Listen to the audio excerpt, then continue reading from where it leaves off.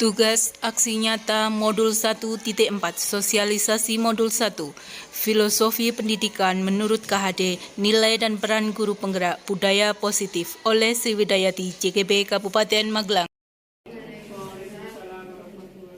Terima kasih kepada Bapak telah melakukan sosialisasi modul 1 di program Guru Penggerak ini, dan terima kasih juga kepada Bapak Ibu rekan sejawat yang sudah berkenan hadir di ruangan ini untuk mengikuti sosialisasi. Untuk materi sosialisasi yang pertama adalah filosofi pendidikan menurut KHD, yang kedua nilai dan peran guru penggerak, kemudian yang ketiga adalah budaya positif. Pendidikan menurut KHD Ki Hajar Dewantara adalah tempat persemaian benih-benih kebudayaan dalam masyarakat. Oleh karena itu, merupakan salah satu kunci untuk mendapatkan manusia yang beradab. Menurut KHD, tujuan pendidikan adalah menuntun segala kodrat yang ada pada anak sehingga selamat dan bahagia. Selanjutnya, menurut KHD, pembelajaran itu selalu berpusat pada anak. Jadi pembelajaran selalu orientasinya ke anak. Setiap anak memiliki kodrat dan potensi masing-masing, dan setiap anak itu unik dan istimewa. Jadi setiap anak itu tidak ada anak yang bodoh. Anak itu semuanya mempunyai keistimewaan, keunikan tersendiri. Tugas kita adalah menggali keunikan yang ada pada anak itu. Selanjutnya, pendidikan selalu terkait dengan kodrat alam dan kodrat zaman. Kodrat alam terdiri dari sifat dan bentuk, kodrat zaman terdiri dari isi dan irama. Apa maksud di sini? Kodrat alam itu, pendidikan itu harus disesuaikan dengan kondisi alam sekitar kita. Sedangkan kodrat zaman itu terdiri dari isi dan irama. Maksudnya adalah pendidikan harus mengikuti perkembangan zaman, seperti yang sekarang ini kita lakukan adalah karena memang sudah zamannya, jadi anak-anak memang harus diperkenalkan dengan teknologi IT. Gitu nggih, Bapak Ibu? Selanjutnya, pembelajaran yang mencerminkan filosofi Ki Hajar Dewantara adalah memerdekakan dan berpusat pada murid, mengikuti perkembangan zaman seperti yang tadi sudah saya sampaikan, kemudian tidak bertentangan dengan nilai-nilai kemanusiaan, berfokus pada proses bukan hasil. Selanjutnya, perkembangan budi pekerti. Ini yang memang untuk saat ini harus banyak kita lakukan. Budi pekerti yaitu dengan membedakan hal-hal yang benar dengan yang salah hingga menjadi sosok generasi yang lebih bijaksana. Pendidikan bukan hanya intelektualitas. Saya ulangi, pendidikan bukan hanya intelektualitas, namun dapat mewujudkan budi pekerti yang tercermin dalam profil pelajar Pancasila. Ya, inilah yang saat ini sedang istilahnya digembar-gemborkan, ya, profil pelajar Pancasila. Apa sih profil pelajar Pancasila itu? Profil pelajar Pancasila adalah beriman dan bertakwa kepada Tuhan Yang Maha Esa dan berakhlak mulia, itu nomor 1. Selanjutnya mandiri, kemudian bernalar kritis, berkebinekaan global, bergotong royong dan kreatif. Inilah profil pelajar Pancasila yang harus kita tanamkan kepada anak didik kita.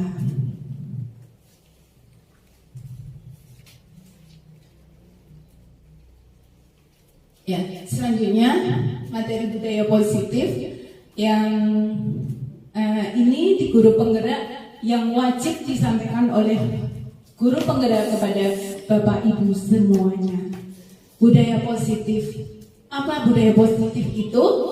Yaitu menanamkan disiplin diri yang dilakukan melalui pembiasaan untuk menuntun murid dan warga sekolah sehingga tercipta ekosistem yang positif.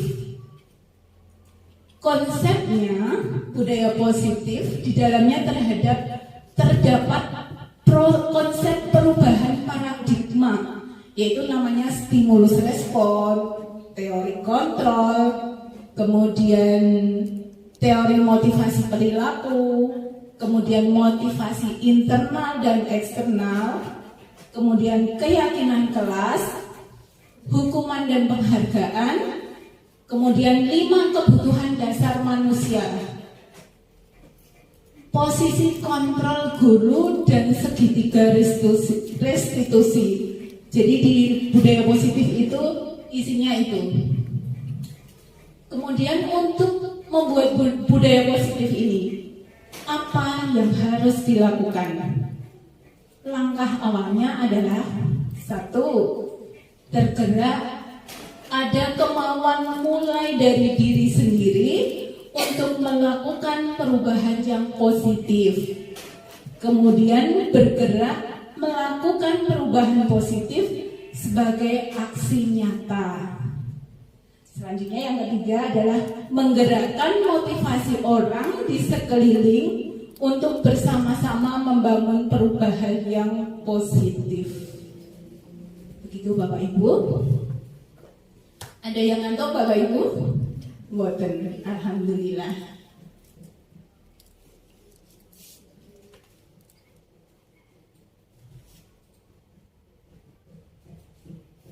Ini tadi stimulus respon dan teori kontrol.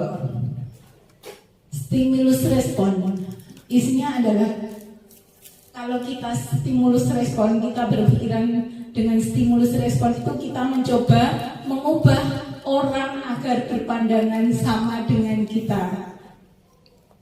Tetapi sebenarnya yang harus kita lakukan adalah teori kontrol, yaitu kita berusaha memahami pandangan orang lain tentang dunia. Jadi harus sama dengan saya itu tidak bisa. Begitu ya Bapak Ibu. Perilaku buruk dilihat sebagai suatu kesalahan. Kalau di stimulus respon berpikirnya seperti itu. Tapi di teori kontrol semua perilaku mempunyai tujuan. Kemudian orang lain bisa mengontrol saya. Tapi di teori kontrol hanya Anda yang bisa mengontrol diri sendiri. Kemudian saya bisa mengontrol orang lain. Di teori kontrol Anda tidak bisa mengontrol orang lain. Kemudian pemaksaan ada pada saat bujukan gagal. Ini harusnya tidak boleh ya Bapak Ibu seperti itu. Harusnya kita itu berkolaborasi dan konsensus menciptakan pilihan-pilihan baru. Kemudian model berpikir menang dan kalah. Harus coba model berpikir menang dan menang ini. Dan teori perilaku manusia. Ada motivasi eksternal dan motivasi internal. Jadi seperti dalam layar nih Bapak Ibu, untuk menghindari ketidaknyamanan hukuman, apa yang akan terjadi apabila saya tidak melakukannya, itu termasuk dalam motivasi eksternal.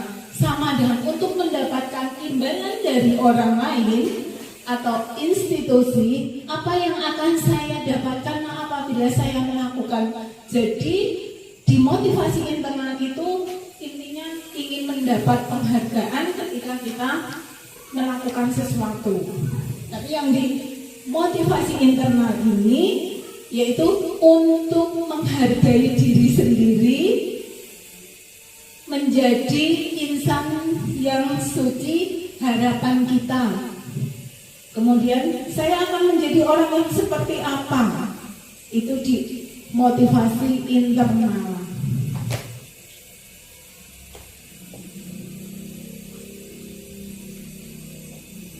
Nah, Bapak Ibu, ini keyakinan kelas, hukuman dan penghargaan. Kemarin saya sudah di kelas 5 membuat keyakinan kelas yang alhamdulillah berjalan dengan lancar. Jadi keyakinan kelas, mengapa tidak peraturan kelas? Jadi sekarang yang harus kita lakukan adalah mengapa tidak peraturan kelas? Mengapa harus keyakinan kelas? Mengapa kita memiliki peraturan harus menggunakan helm bila mengendarai kendaraan roda 2? Kemudian mengapa kita memiliki peraturan 3M menggunakan masker, mencuci tangan dan menjaga jarak 1,5 meter? Mengapa kita memiliki peraturan harus datang tepat waktu pada saat mengikuti pelatihan? Untuk mendukung motivasi intrinsik yang tadi sudah saya sampaikan, kembali ke nilai-nilai keyakinan. Jadi harus ada keyakinan di dalam diri bahwa memakai helm itu memang untuk keselamatan kita, bahwa 3M itu memang untuk keselamatan kita. Jadi keyakinan kelas itu seperti itu. Jadi kalau aturan itu kan hanya sebatas oh ini aturannya, tapi bukan karena dengan keyakinan dirinya bahwa saya seperti yang ditulis di layar itu memakai helm itu untuk keselamatan kita. Jadi yakin bahwa dengan keyakinan itu kita akan selamat. Nah, kemarin di kelas 5 saya membuat kesepakatan kelas karena dengan keyakinan kelas ya, itu menjaga kebersihan dan ketertiban kelas. Ini setelah murid-murid itu membuat apa sih kesepakatan yang harus kita ambil untuk supaya kelas kita menjadi aman, nyaman, sehingga pembelajaran bisa berjalan dengan senang, menggembirakan. Itu adalah dengan satu, menjaga kebersihan dan ketertiban kelas, kemudian saling menghargai dan menghormati teman, dan mematuhi protokol kesehatan. Jadi kemarin setiap siswa itu saya suruh untuk mengungkapkan apa yang diinginkan. Jadi mereka menulis satu persatu, akhirnya terbentuklah kesepakatan kelas ini atau keyakinan kelas ini menjadi 3 seperti yang di layar. Nah, ini posisi kontrol yang tadi di budaya positif ada pendukung, membuat orang merasa bersalah, teman, monitor atau pemantau dan manajer. Ini di materinya penjelasannya ada di slide selanjutnya. Bapak Ibu, ini biasanya kita di mana memposisikan kita ketika kita mengajar itu di mana? Di penghukum atau pembuat orang merasa bersalah atau teman atau pemantau atau manajer. Coba Bapak Ibu mohon maaf untuk dibaca di layar identitas berhasil itu teman, pemantau dan manajer. Bapak Ibu sudah pernah di penghukum?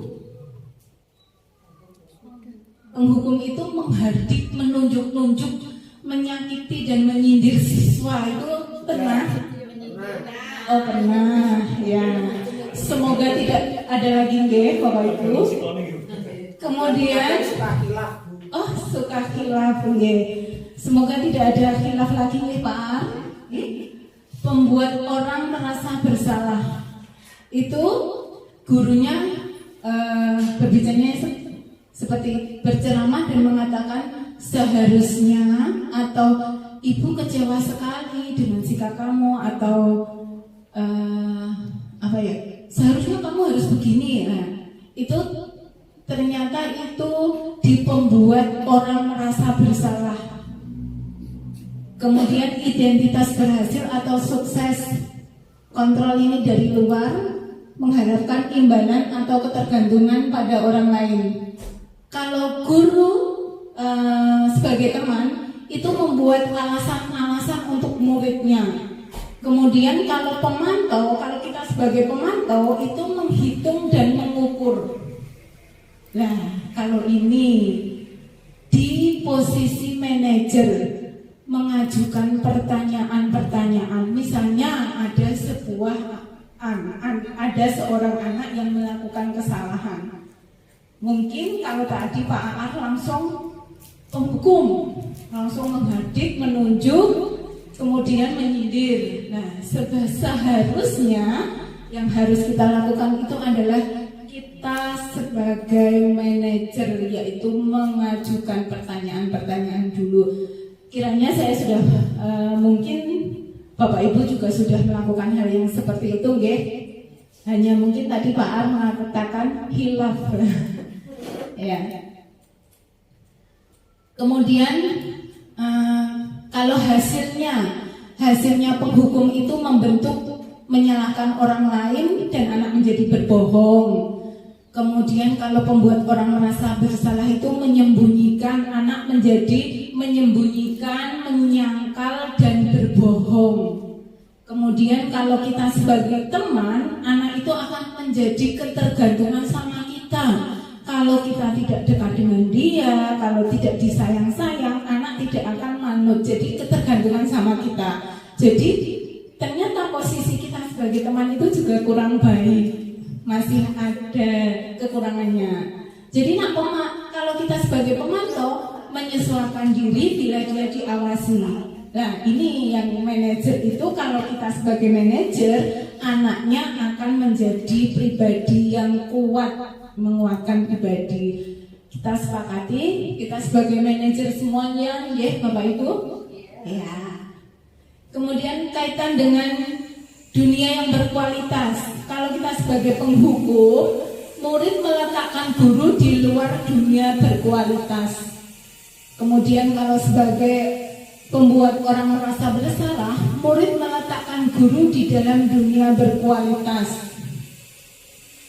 Kalau kita sebagai teman, murid meletakkan guru sebagai orang yang sangat penting di dunia. Kalau sebagai pemantau, murid meletakkan guru peraturan dan hukum di dunia berkualitas. Sedangkan sebagai manajer, murid meletakkan dirinya sebagai individu yang positif dalam dunia berkualitas. Kemudian kita bahas langsung yang manajer aja, nggih. Kalau kita sebagai posisi manajer itu, bagaimana caranya saya bisa memperbaiki keadaan? Kemudian kita mengevaluasi diri, bagaimana cara memperbaiki diri. Begitu ya Bapak Ibu. Selanjutnya, kelihatan? Ya, kelihatan. Tadi berkaitan dengan manajer ini, ternyata kata-kata, nada suara, nonverbal atau bahasa tubuh itu sangat mempengaruhi kita. Jadi kalau kita keras, jadi terlihat marah atau tadi sebagai penghukum.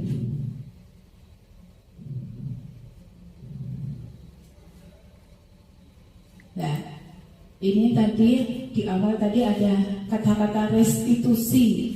Jadi di sini akan dijelaskan restitusi. Restitusi itu apa? Restitusi adalah proses menciptakan kondisi bagi murid untuk memperbaiki kesalahan mereka sehingga mereka bisa kembali pada kelompok mereka dengan karakter yang lebih kuat. Ini menurut Gosen, ditulis di 2004. Memperbaiki kesalahan. Restitusi itu kata kuncinya memperbaiki kesalahan. Nah, ciri restitusi itu ada 9. Memperbaiki hubungan, kemudian tawaran, bukan paksaan, kemudian restitusi menuntut untuk melihat ke dalam diri, restitusi untuk mencari kebutuhan dasar yang mendasari tindakan, kemudian restitusi diri adalah cara yang paling baik, restitusi berfokus pada karakter bukan tindakan, dan restitusi fokus pada solusi. Itu yang pertama, bukan untuk menebus kesalahan, namun untuk belajar dari kesalahan. Kemudian pada akhirnya restitusi mengembalikan murid yang berbuat salah pada kelompoknya. Seperti di tugas aksi nyata yang kemarin, saya ada tugas yaitu mempraktekkan segitiga restitusi. Kebetulan yang saya ambil itu ketika anak ada pengumuman untuk membawa sarapan makanan, sarapan pagi bersama. Ada 2 anak yang tidak membawa sarapan dan sudah berkali-kali seperti itu. Kemudian saya merestitusi istrinya yang seperti itu anak tersebut dengan memberikan pertanyaan, kenapa kok selalu tidak membawa. Jadi ada 3 yang harus dilakukan dalam restitusi. Nah, ini ada segitiga restitusi. Segitiga restitusi itu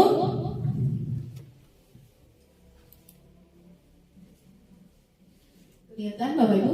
Ya, kelihatan. Segitiga restitusi itu validasi tindakan yang salah, memvalidasi kenapa melakukan kesalahan. Kemudian menstabilkan identitas, kemudian menanyakan keyakinan.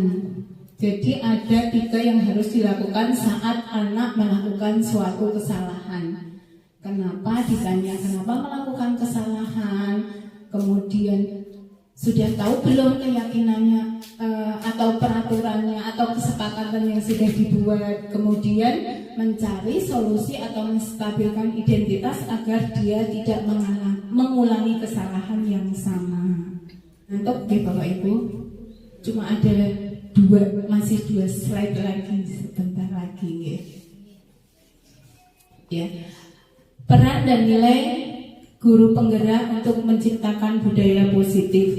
Jadi guru penggerak itu merupakan pemimpin pembelajar yang mendorong ekosistem pendidikan di sekolah berkolaborasi untuk dapat menggerakkan komunikasi dan menjadi coach bagi guru lain serta mewujudkan kepemimpinan murid. Seperti yang guru dan budaya positif nanti Bapak Ibu, harapannya nanti Bapak Ibu semua membuat kesepakatan kelas yang jadi nanti akan menjadi keyakinan kelas yang nantinya akan menjadi kebiasaan-kebiasaan di kalangan murid sehingga menciptakan budaya yang positif. Begitu nggih Bapak Ibu.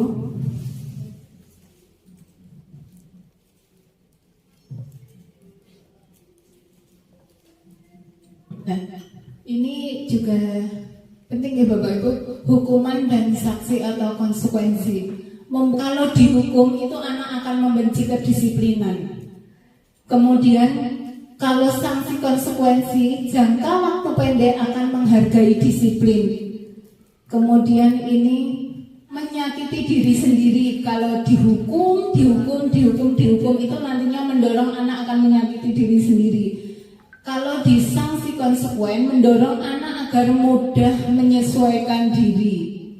Kemudian anak belajar untuk menyembunyikan kesalahan. Kalau dihukum itu anak aku berora dihukum akhirnya menyembunyikan kesalahan. Kalau diberi sanksi atau konsekuensi, anak akan belajar untuk mematuhi peraturan. Kemudian rasa bersalah, marah, dipermalukan, merasa dihargai itu kalau dihukum. Tapi kalau diberi konsekuensi itu nanti anak akan menjadi kehilangan, dibuat tidak nyaman, diasingkan untuk sementara time out.